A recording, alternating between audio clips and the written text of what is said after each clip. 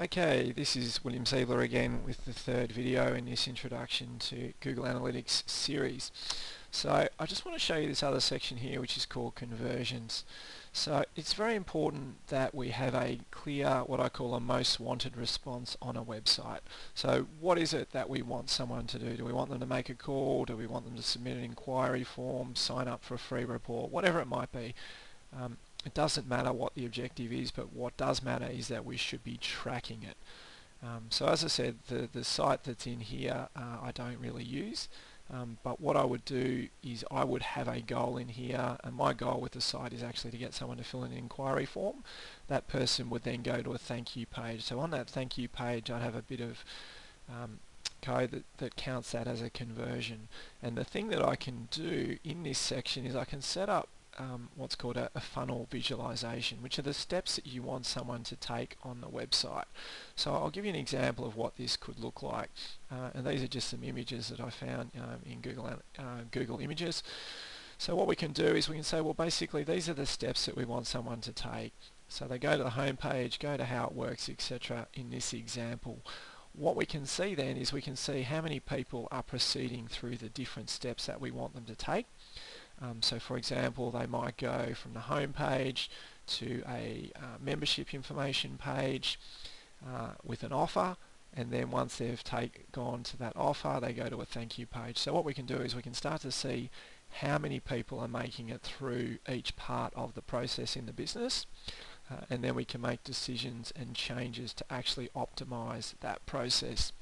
This is an area that is really powerful. By tracking this information, you get enormous insight into what's happening on your website, and just this process alone can really give you the tools that you need to double conversion or even far more on a website. I've seen it happen time and time again.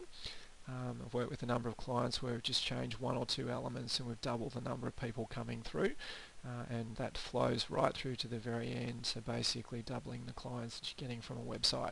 So there's a bit involved in this area, and it's not the purpose of these videos to go into a great detail other than to say that that is there. If you've got questions about that or you'd like more information on that, please send me a message. I'll be more than happy to explain that in more detail to you. So now what I want to do is I want to basically look at how we might apply these insights to the website.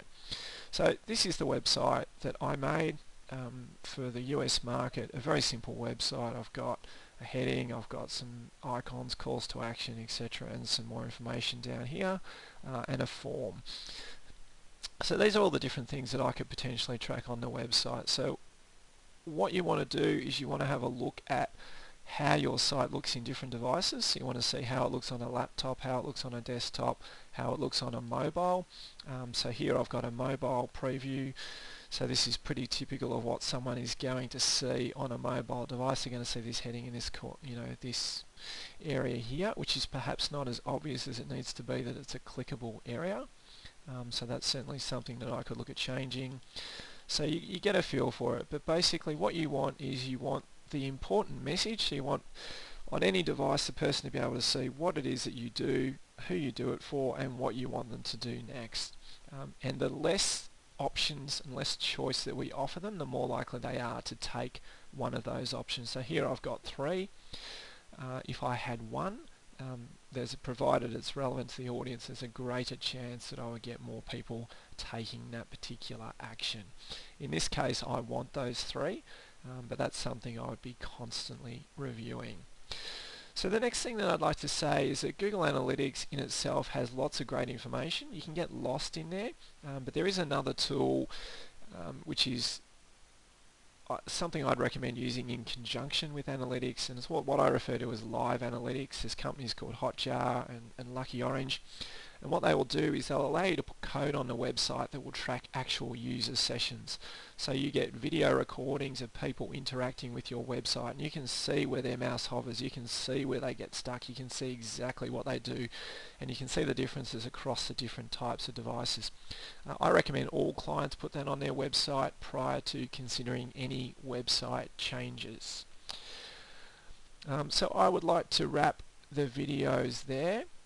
And I'm just going to come back with one more with just a short summary of what my recommendations would be out of this training.